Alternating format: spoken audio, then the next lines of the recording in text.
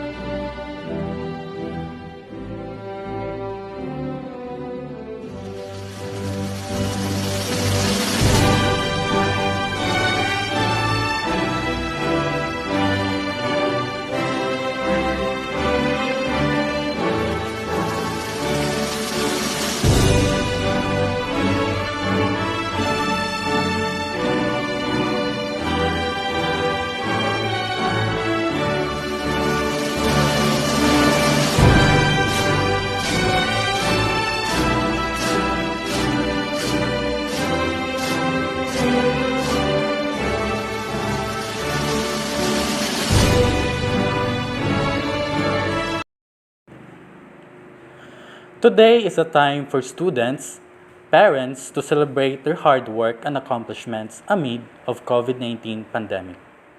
Good day and welcome to the virtual graduation rites ceremony of Loreto Academy Senior High School with the theme, Kalidad ng Edukasyon, Lalong Patatagin sa Gitna ng Pandemya, Strengthening the Quality of Education amid the COVID-19 pandemic. To start, let us have the invocation, followed by the singing of the national anthem to be conducted by the multimedia player.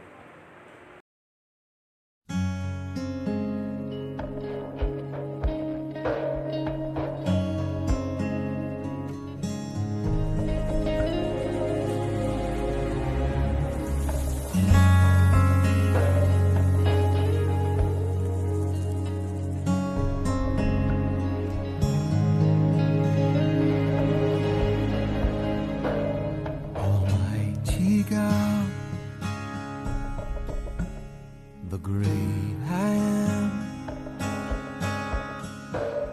immovable rock, omnipotent, powerful, awesome Lord, victorious warrior, commanding King of Kings, mighty conqueror, and the only time I ever saw him run was when he ran to me.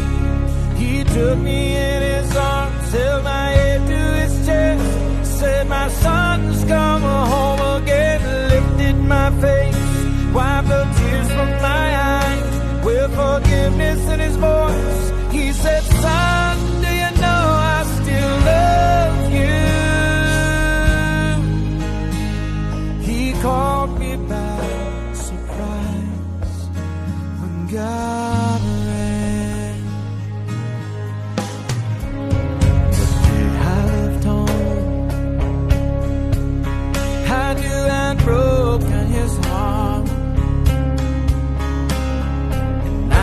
wondered then if things could ever be the same. Then one night I remembered his love for me. And down a dusty road ahead I could see it was the only time. It was the only time I ever saw him run. And then he ran to me, he took me in his arms, held my head to his chest, said, "My son's come home again," lifted my face, wiped the tears from my eyes, with forgiveness in his voice. He said, "Son, do you know I still love you?" He caught me by surprise, and he brought me to my knees when God ran. I saw him run to me.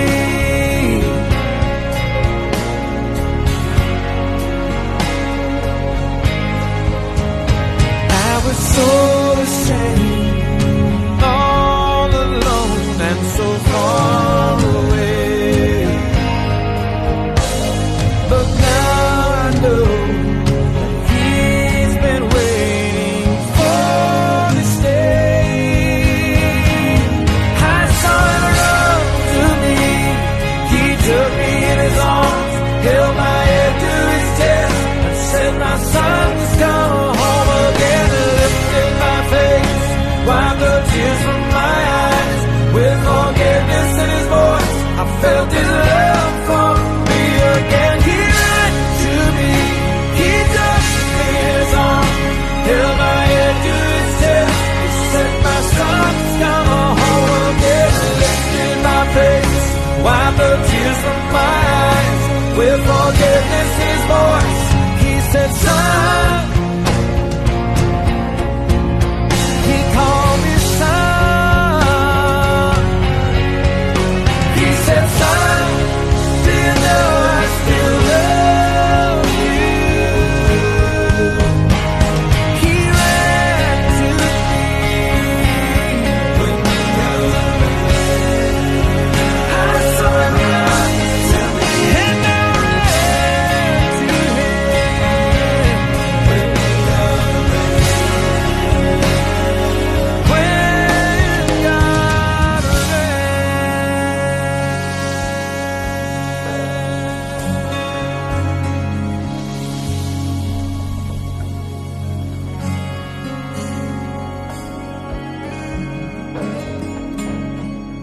Mga kababayan, ang pambansang awit ng Pilipinas.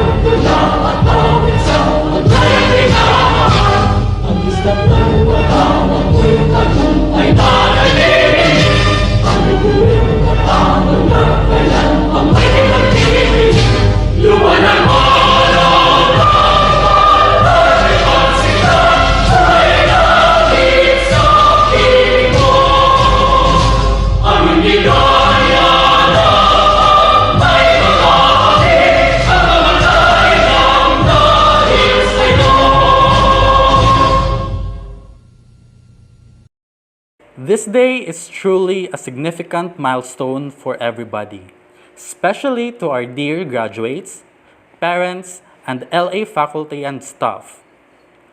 We knew that it does not end here. For most of us, this is only the beginning of the next chapter of their lives. To formally open the virtual program and give her acknowledgement, let us have May J. Simorland with honors to deliver the address of petition.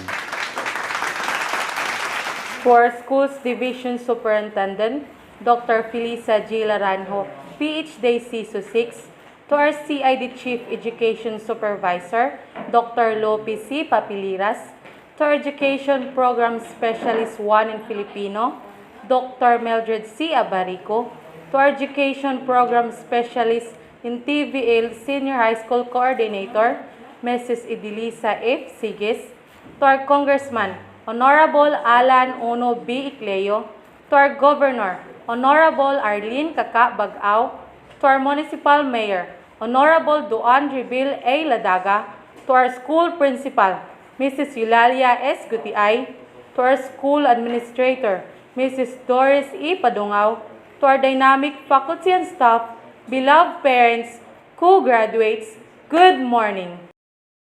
We are all gathered here today to celebrate our graduation day, and I welcome you all to the graduation ceremony of Batch 2020 to 2021 Loreto Academy Senior High School Department.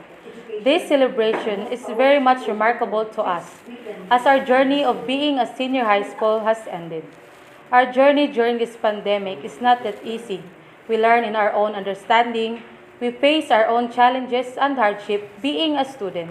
We can't deny the fact that we share the same laughters, tears, and sacrifices in making this ceremony a successful one. Pandemic stands one of the struggle that we are facing today, but it doesn't mean that we stop from learning. Let us make this as our challenge in taking the next journey of our life. Despite of all the challenges, I develop my skills, meet new friends, and learn to be independent. Let us make this situation turn into a positive way with our parents who guide and support us, to our dear mentors who never stop from molding us, to our Heavenly Father who give us guidance in everything we do. Let us make our sacrifices as our lessons and our challenges as our strength to make our journey a successful one. Once again, it is my great honor and pleasure to welcome you all as we celebrate our graduation ceremony. We aim high and strive hard to reach our goal. Welcome and congratulations to us both. Indeed, that is only right that you take this opportunity to pause, take account of what you have accomplished, and issue a deep sigh of satisfaction and relief as you congratulate one another before moving on to the next chapter of your lives. Thank you very much, May J. Simorland, for that address. Let's move on to the presentation of candidates for graduation to be presided by our dearly loved school principal, Eulalia S. Gutiay, and for the confirmation of graduates by our diligent and optimistic Schools Division Superintendent, Dr. Felisa G. Laranjo, PhD CESO 6. Good morning, everyone. Good morning, sir. Good morning, ma'am. Dr. Felisa G. Laranjo, CISO 6, Schools Division Superintendent, Schools Division Office of the Nagat Islands. In my capacity as school principal, I have the honor to present to you 30 candidates for graduation.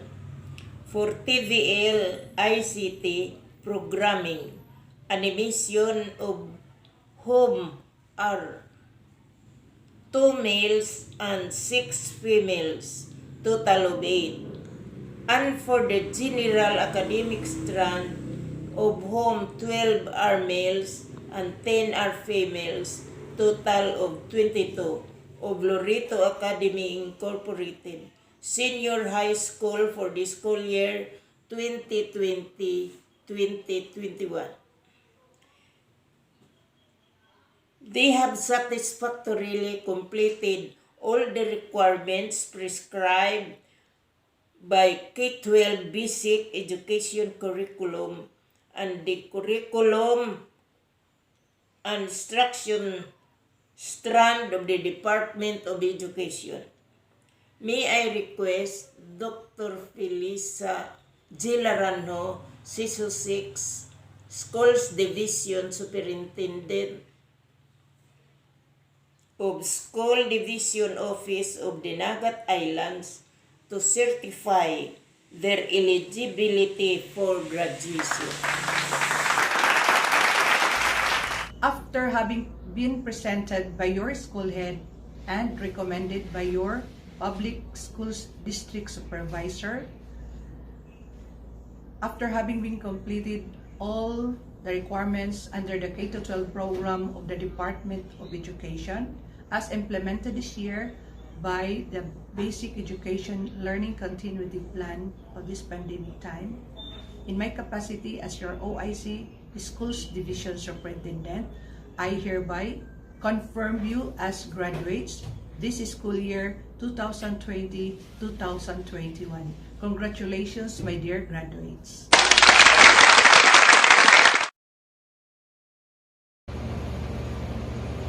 The journey towards success may be long and hard, but it's definitely worth every step. To the completing and graduating class of 2021, my salutation and felicitations to all of you who have significantly reached a milestone in your academic pursuit. I know it never was easy, but I also know that with your courage and persistence, you were able to brave every wave of this adversity that has come your way.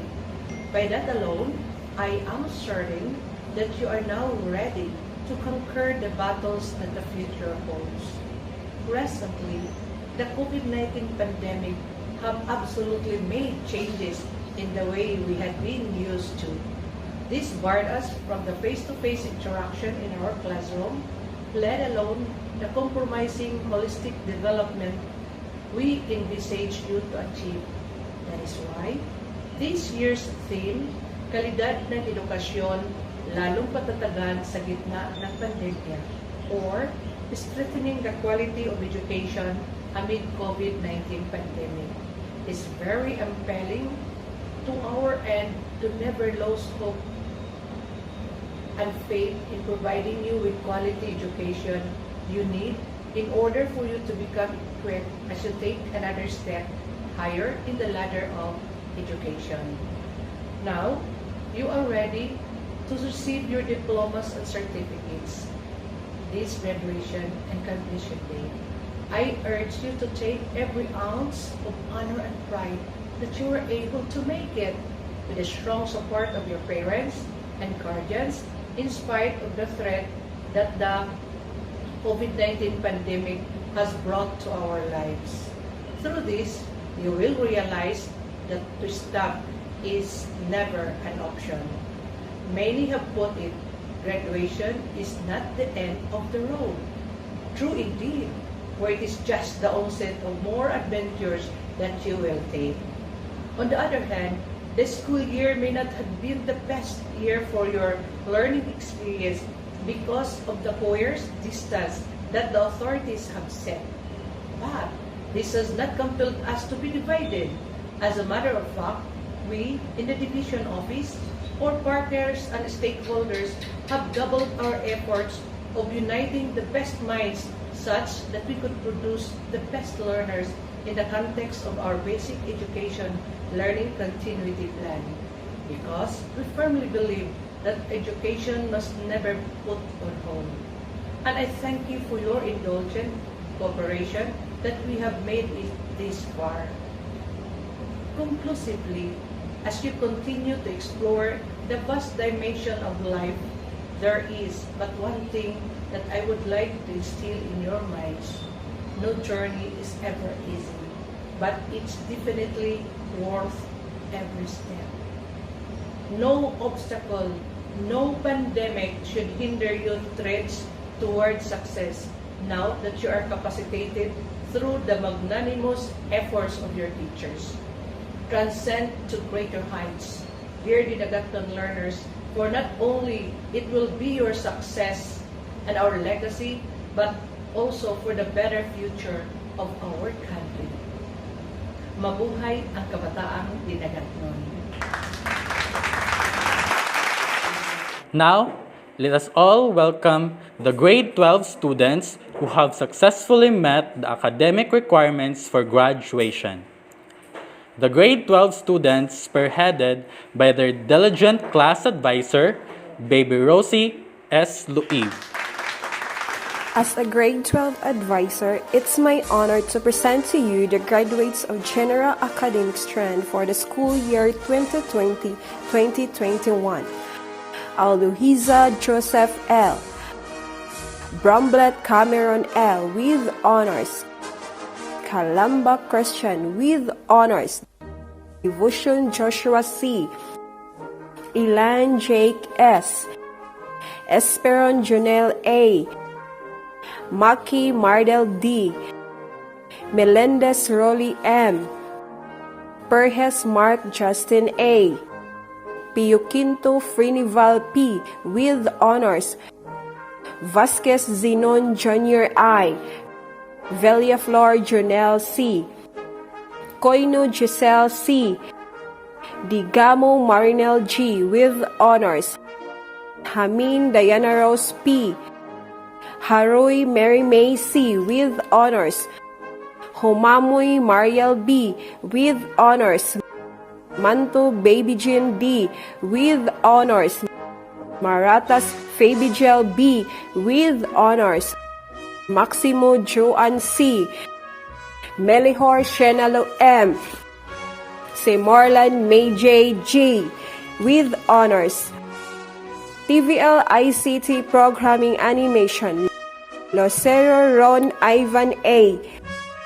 Oceang Richie Jim, Quadra Kisi C. Dagkuta Renalyn Grace F. with honors. Hagimit Rosjin C. with honors. Rimus Nicole, Sarah Richelle, Sibunga Hanijin L. with honors. Congratulations and best wishes for your next adventure. And now, may I call on Mr. Raymond C. Adana, a grade 9 advisor, for the introduction of the guest speaker. Good day to everyone. I am tasked of introducing our guest speaker. Is a great privilege. I know this is one of the difficult, but the thought that he is a man of virtue and simplicity. I feel elated to introduce him to everyone. If one takes a closer look at the alchemy of the achieving person, two distinct virtues pop up. Besides perseverance and hard work, these are pioneering spirit and willingness. When asked about him, he is a multi-talented man who finished his elementary education at Loreto Central Elementary School and his secondary education at our very own Loreto Academy year 2008. He graduated Bachelor of Science in Nursing at Aklan Polytechnic College on March 2012. With his brilliant mind coupled with strong determination and prayers, he passed the January 2013 Nurses Licensure examination. He also studied Master of Arts in Nursing with CER. He was an effective and efficient school nurse at the same time an accredited SULAS instructor from 2013 to 2018. Because this man is sincerely interested of being a maximum service, coupled with an impressive background, works as a staff nurse at St. Jude from 2013 to 2018. He is currently the public health nurse at Rural Health Unit of Loreto, Dinagat Island.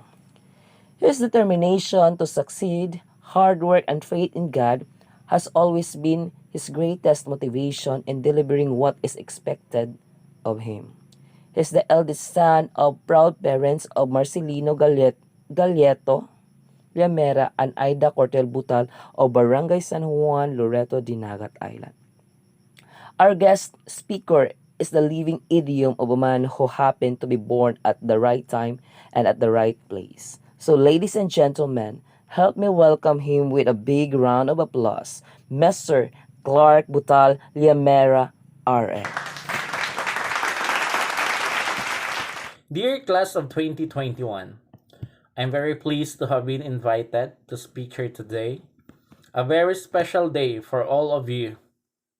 It's special not just for you graduates, but also for your proud parents and grandparents, brothers, sisters, relatives, and friends who were there to support you to finish your secondary education in this amazing and unprecedented race that brought upon us by this COVID 19 pandemic.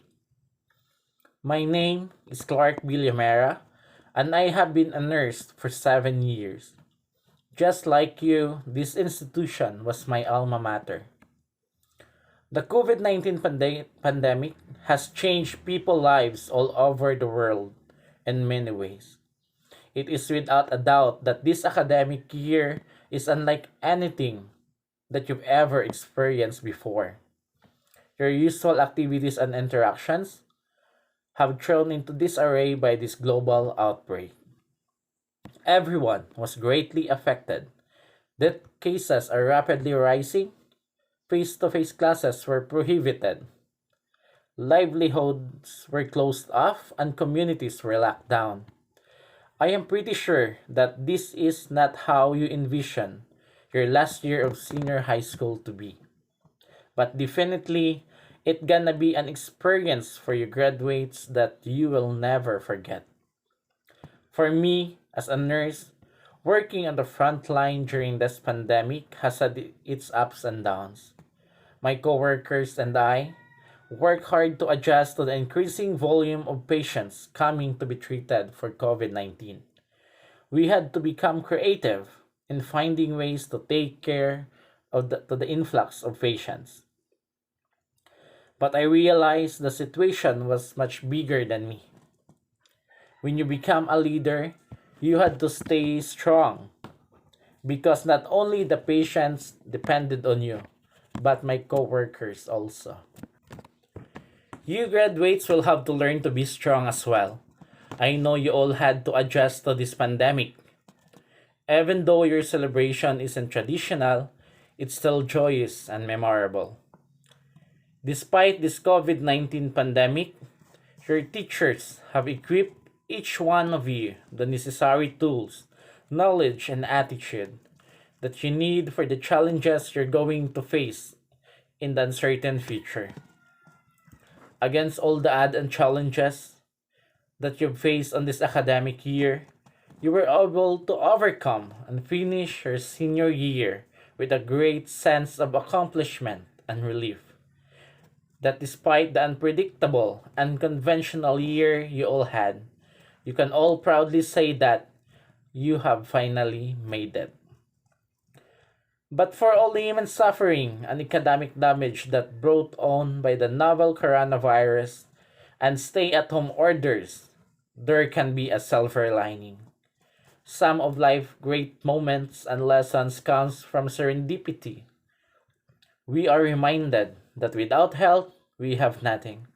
We find a new appreciation for the things that have been taken away from us, such as the ability to hug friends and family. Some rise and become heroes, especially those working in healthcare. And as a result of an experiment we could never have conceived, we see possible solutions to fixing problems like climate change. The crisis provides everyone with the opportunity to look at the world from inside out rather than the outside in. What do you value? What really matters? Sometimes we must be willing to let go of our preconceived notions of life and adapt to the life that will unfold for us. Some of you today were wondering how your lives are going to turn out. Graduates, it is okay to wonder, but I also think that it is important to realize that your future is not just something that happens to you. It is for you to create. Now, there was a quote that I came across in college that really stood out to me. And that quote is, "Adversity introduces a man to himself." That means you really show yourself when there is no plan. That when you find out who you really are, we weren't ready for this. We weren't expecting this global pandemic. This is not an ideal situation to be in for anyone, especially you guys as graduates. But looking to yourself, look into what have you done and look to what you're about to do. Those next steps are going to determine the rest of your life. And that starts right now. Lastly, graduates, I want you to dream fearlessly, work passionately, live meaningfully, and to love selflessly. With that being said, I want you to be fearless in the pursuit of what you define as success and happiness. Don't be afraid to take advantage of every opportunity to learn and to grow. Be selfless when it comes to love, because love is self giving, and our world needs compassion and kindness right now. More importantly, you gotta know how to thank sincerely. Don't let distance hinder you from expressing your gratitude to important people of your life. Your parents, who love you and support you unconditionally. Your brothers, sisters, friends, and relatives who help you in many ways in your study during this pandemic. And lastly, your hardworking teachers, who are the true heroes of today, for enthusiastically connecting the dots to plot the true shape of every student's potential. Their love, efforts, and sacrifices transcends even the barriers of distance and technology. So students, stay strong and continue to persevere. Take this time to reflect on the labors of the past, the accomplishment of the present, and the possibilities of the future. Congratulations, class of 2021. Thank you. It is good values, virtues, and good deeds performed with humility, discipline, and wisdom led him to be the most exceptional students for this batch.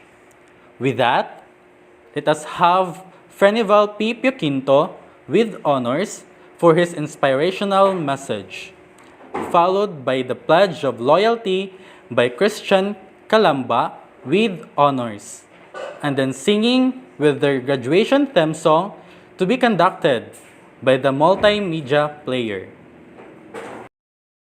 To our School Division Superintendent, Dr. Felisa G. Laranjo, PhD CISO 6. To our Chief Education Supervisor, Dr. Lopez C. Papilleras. To our Education Program Specialist 1 in Filipino, Dr. Mildred C. Abarico. To our Education Program Specialist in TVL Senior High School Coordinator, Mrs. Edelesa F. Sigues. To our Congressman, Honorable Alan B. Icleo. To our Governor, Honorable Arlene Kaka Bagao. To our Municipal Mayor, Honorable Duan Rebel E. Ladaga. To our Motherly School Principal, Mrs. Eulalia S. Gutiay. To our Dynamic School Administrator, Mrs. Doris E. Padongao. Faculty and staff, beloved parents, co-graduates, a pleasant morning and welcome to the second virtual graduation ceremony of Loreto Academy Incorporated, Senior High School Department for school year 2020 to 2021. Being a student is not an easy task to handle. I am very much thankful today standing here in front of you, telling you that this is now my fruit of labor and sacrifices. I may not be here and I may not achieve what I am today without the support and guidance of my dear parents, advice and undying support of my mentors, my friends who will also share their knowledge, and most of all, our Heavenly Father for giving me wisdom and strength in order to achieve my dreams. Fellow graduates, having a diploma in a senior high school is not just enough. This is our first step, reaching our goal despite of what we are facing today. The pandemic cannot stop us from learning and reaching our dreams and ambition in our life. Let this be our strength to hold on knowing that there are people who will guide us and mold us what we are and who we are in the future. My mentors, no words can't express how thankful I am that I am blessed with teachers like you who molded and encouraged me despite of the sacrifices and hardships that you encounter. Still you deliver the learning to us. Sacrifices, hardships, pandemic, let us conquer of all this. As long as we have strong determination in life, let this be our anchor to face all the challenges as our 2 years of being senior high school students has ended and be ready to take the next step of our studies. Let us show the world what we got in studying here in my alma mater, Loreto Academy, with these flying colors, showing that we still conquer these challenges despite of this pandemic. Aim high and let God be the center of our life and everything we cause. Without Him, we are nothing. All we have now, strength, health, we owe them all to Him. To God be the glory. Once again, thank you and congratulations. Please raise your right hand and repeat after me. As I hold this diploma, the symbol of my modest achievement, I want to express my deep gratitude to God, my parents, and mentors for having generously helped me. I promise to help my parents, to honor my alma mater, serve my country, and render homage to the Lord.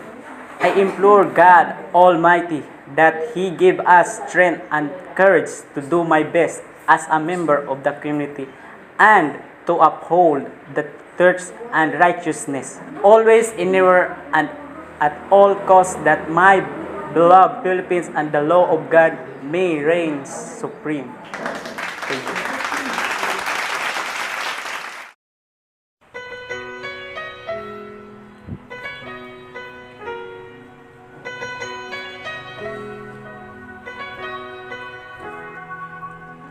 We were strangers, starting out on a journey, never dreaming what we'd have to go through. Now here we are, I'm suddenly standing at the beginning with you. No one told me I was going to find you. Unexpected what you did to my heart. When I lose hope, you were there to remind me this is the start. And life is a road I wanna keep going. Love is a river I wanna keep flowing. Life is a road now and forever, wonderful journey. I'll be there when the world stops turning. I'll be there when the storm is through. And then I'm gonna be standing at the beginning with you.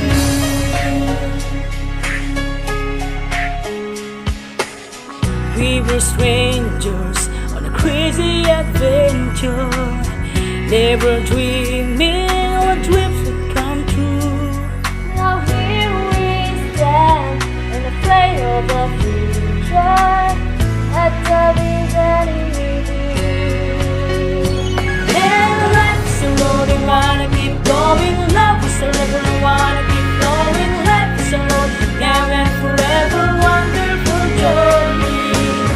I'll be there when the world stops turning. I'll be there when the storm is through. And then I wanna be standing at the beginning with you.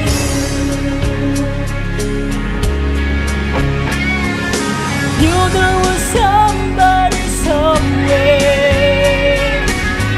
I need love in the dark. No one of my dreams will fall. I've been waiting so long. Nothing's gonna tear us apart.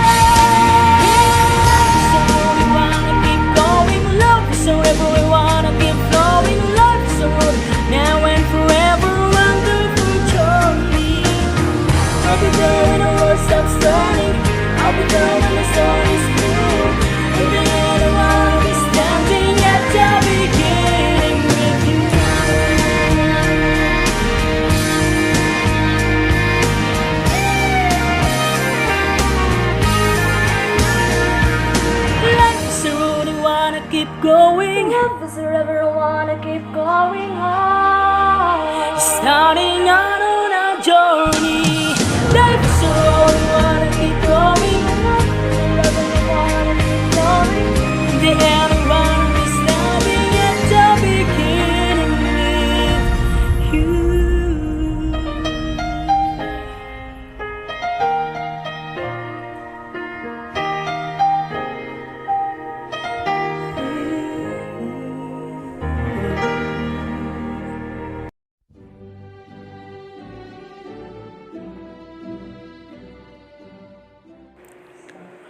Final words to our dear graduates and future leaders of the world. Chase your dreams. Never stop trying. Never stop learning. Live life to the fullest and give it nothing but your best. We are so proud of you and we love you. The Loreto Academy family is so sure that we produce a globally competitive graduate for a more challenging world of tomorrow. Good day, and may the good Lord bless us all.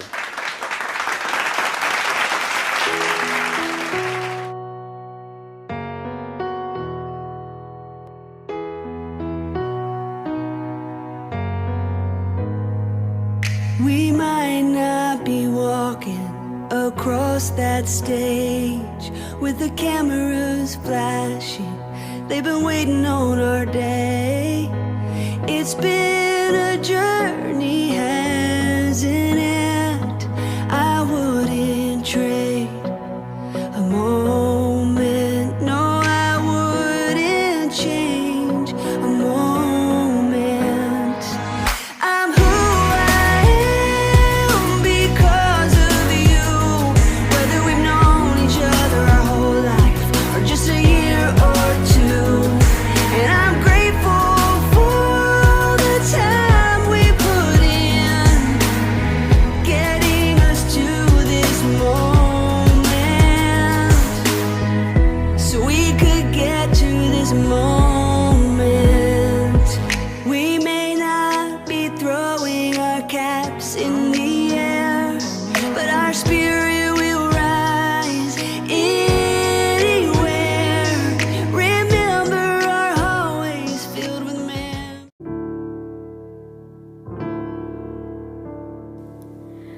Kung ito man ang huling awiting, nais kong malaman mo, ika'y bahagi na ng buhay ko. At kung may huling sasabihin, nais kong sambitin, nilagyan mo ng kulay ang mundo.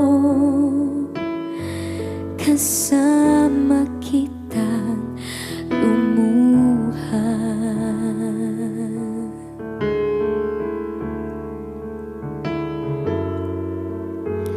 Dahil sa'yo ako'y may pag-asa.